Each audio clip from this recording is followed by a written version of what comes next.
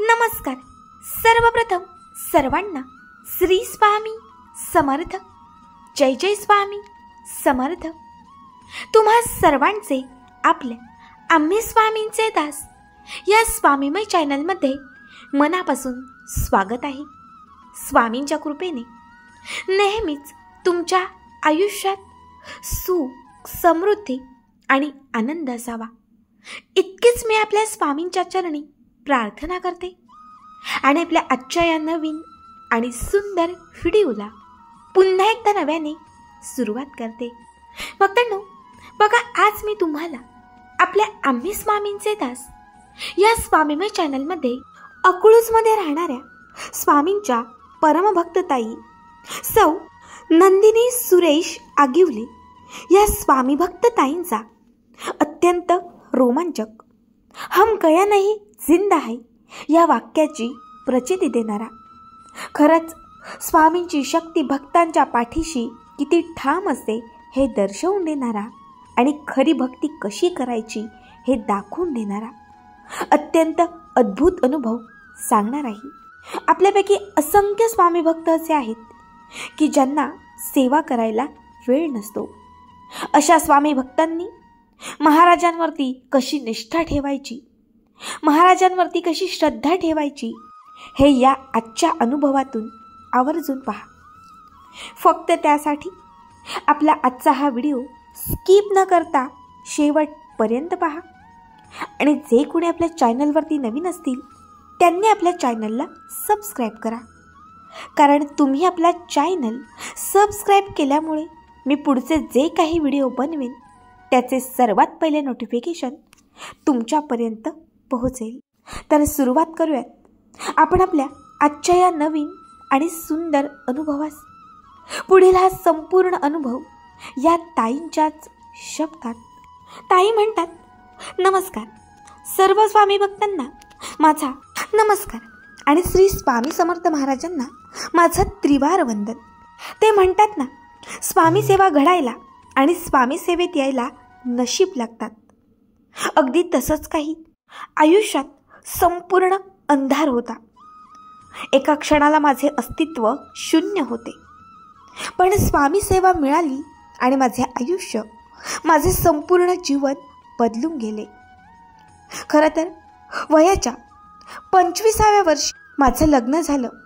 15 वर्षांचा सुखाचा संसार आणि त्या 15 वर्षानंतर माझ्या पतीचं निधन झालं. पदरात 2 मुलं, शिक्षण, जबाबदारी, असंख्य गोष्टी, मात्र कुणाचाच आधार नाही. मी कुठेही कामाला नव्हते. माझे पती एका कंपनीमध्ये जॉब करत होते आणि त्यांच्या पगारावरतीच आम्ही घर चालवत होतो. मात्र त्यांच्या निधनानंतर सगळं काही संपलं. त्यात माझा लहान मुलगा फक्त 1.5 वर्षांचा होता. त्याच्यामुळे मी कुठे कामही करू शकत नव्हते. मनात खूप प्रश्न होते, असंख्य विचार येत होते. अगदी सकाळची सुरुवात माझी रडून व्हायची आणि संपूर्ण दिवस माझा रडूनच जायचा, कारण मला कुठलाच मार्ग सापडत नव्हता. काय करावे काही समजतच नव्हते. अशातच एके दिवशी, गुरुवारच्याच दिवशी पहाटे 3:30 वाजता मला कुणीतरी झोपेतून जागं करत आहे असे वाटले, पण मी झोपेत होते. मला कुणीतरी हलवतंय, उठ म्हणतंय असे शब्द होते. त्यानंतर जेव्हा मला जाग आली, मी दचकून बेडवरती उठून बसले, तेव्हा हळूच माझ्या कानात कुणीतरी श्री स्वामी समर्थ म्हणतंय असे शब्द आले. पहिल्यांदाच मी स्वामींचे हे शब्द ऐकले. सुरुवातीला हा भास वाटला. मी खडखडून जागी झाले.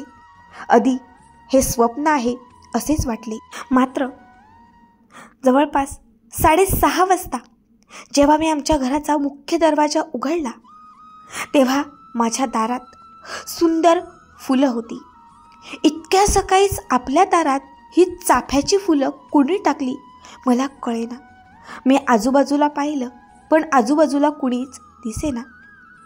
मग त्याच्यानंतर मी हे सगळं माझ्या मावस बहिणीला सांगितलं, कारण ती स्वामींचं करायची आणि तिच्याकडून नेहमीच मी स्वामींचे अनुभव ऐकायची.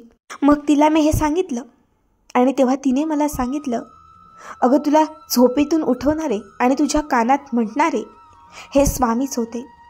त्यांनीच ती फुलं सकाळी तुझ्या दारात टाकली असावीत. बघ, स्वामींची प्रचिती घे. आता तुला कुणाचाच आधार नाही आहे. जिथे कुणीच नसतं, जिथे सर्व संपतं, तिथे फक्त स्वामी असतात. आणि तुला इतका मोठा दृष्टांत भेटलाय तर तू स्वामी सेवा कर. मग सेवा कशी करायची, नित्यसेवा कशी करायची, कुठले मंत्र म्हणायचे, हे सगळं तिने मला सांगितलं. बाजूलाच एक स्वामींचा सुंदर मठ होता. त्या मठात मी त्याच दिवशी दर्शनासाठी सुद्धा गेले. येताना बाजारातून स्वामींचा एक फोटो आणला, देवघरात ठेवला. काही दिवस नित्यसेवा केली.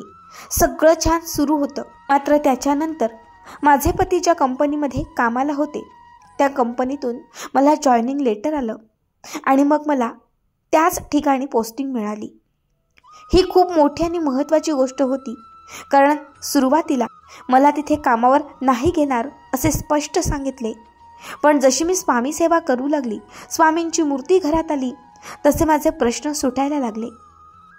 मग मी माझ्या पतीच्या ठिकाणी कामाला लागली. आता पैसे तर येत होते, मात्र स्वामी सेवा करायला मला वेळच मिळत नव्हता. कारण सकाळी उठल्यानंतर घरातलं मुलांचं सगळं आवरून मी 9 वाजता घर सोडायचे, 10 वाजता मी कामाच्या ठिकाणी पोचायचे, संध्याकाळी 6 वाजता माझी सुट्टी व्हायची, 7 वाजता मी घरी यायचे आणि त्याच्यानंतर पुन्हा स्वयंपाक आणि बाकीची कामं असायची. मग सेवा कधी करणार हा मोठा प्रश्न. 6-7 महिने गेले. मला स्वामींचं व्यवस्थित नामस्मरणसुद्धा करता येत नव्हतं. एके दिवशी पुन्हा स्वामींच्या मठात जाण्याचा योग आला. माझ्या 2ही मुलांना घेऊन मी स्वामींच्या मठात गेले. तेव्हा गुरुजींना सांगितलं की गुरुजी, मला स्वामी सेवा करण्याची खूप इच्छा आहे, पण मला वेळच मिळत नाही. गुरुजी हसले आणि म्हणाले, अगं, आपण फक्त निमित्त असतो. स्वामींना जेव्हा इच्छा असते तेव्हा तेच आपल्याकडनं सगळं घडवून घेतात. तुझी इच्छा आहे ना, स्वामी नक्की तुझ्याकडनं सेवा घडवून घेतील. फक्त एकच लक्षात ठेव, जिथे असशील तिथे स्वामींचं नामस्मरण कर. अवधूत चिंतन श्री गुरुदेव दत्त, श्री स्वामी समर्थ हा मंत्र सतत तुझ्या तोंडात ठेव. खरंच त्या महाराजांनी मला हा मंत्र सांगितला. त्यानंतर मी सकाळी काम करत असताना, झाडू मारत असताना, कपडे धुवत असताना किंवा जेव्हा जेव्हा मी काहीही करायचे, ऑफिसमध्ये सुद्धा मी कम्प्युटरवर बसायचे, माझी सुरुवात याच मंत्राने व्हायची. मी दिवसभर हा मंत्र म्हणायचे. हा मंत्र म्हटल्याशिवाय खरं तर मला चैनच पडत नसे. तुम्हाला सांगते, फक्त 1 महिना झाला असेल आणि 1 मंत्र 1 महिना आणि माझं त्याच महिन्यात पोस्टिंग झालं. ज्या ठिकाणी मी काम करत होते तिथे एक मोठा प्रोजेक्ट होता. जो प्रोजेक्ट नॅशनलाइज कंपन्यांमध्ये टॉपला गेला आणि त्याच्यामुळे आमच्या कंपनीला ॲवॉर्ड मिळालं, ज्यामुळे मला प्रमोशन मिळालं, माझी सॅलरी वाढली आणि त्याच्याबरोबर मला बऱ्याच काही स्कीमसुद्धा मिळाल्या. आता या मंत्राची मला प्रचिती येऊ लागली. मी या मंत्राचा दिवस रात्र जप करू लागली. जवळपास 1-1.5 वर्ष गेला असेल. सगळं सुखाचं, आनंदाचं, सगळं छान सुरू होतं आणि त्याच पिरियडमध्ये माझा मोठा मुलगा आजारी झाला. खरं तर त्याला 4 दिवस ताप येत होता.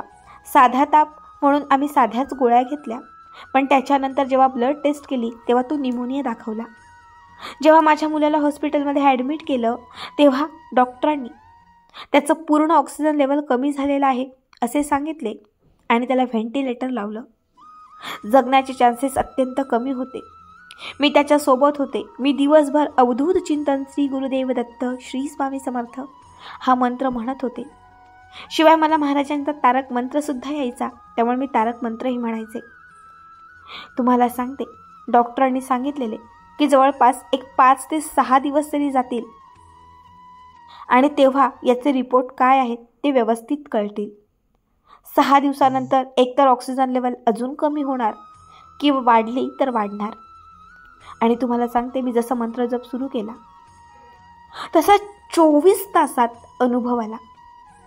माझ्या मुलाची ऑक्सिजन लेवल जी अत्यंत कमी झाली होती ती त्या 24 तासात दुपटीने वाढली.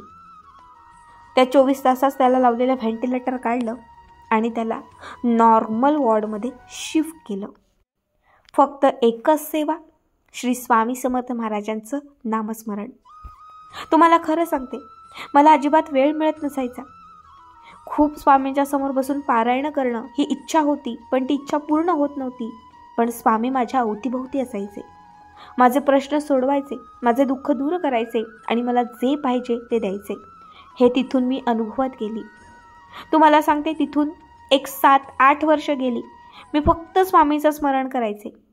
8 वर्षानंतर मी आमच्या कंपनीची हेड झाले, ज्यामुळे माझी ड्युटी फक्त 2 ते 3 तास असते. आता मी स्वामींचे पारायण करते, सगळ्या सेवा करते. पण स्वामी तेव्हाही माझ्यासोबत होते जेव्हा मी काहीच करत नव्हते, आणि स्वामी आत्ताही माझ्यासोबत आहेत.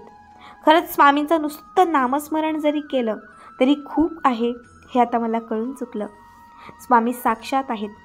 स्वामी नशिबाने आपल्या नशिबात असतात, आणि ज्याच्या नशिबात स्वामी असतात त्याचे भाग्य खरंच खूप थोर असतात. श्री स्वामी समर्थ. जय जय स्वामी समर्थ. भक्तांनो, तुम्हाला आजचा अनुभव कसा वाटला कमेंट करा.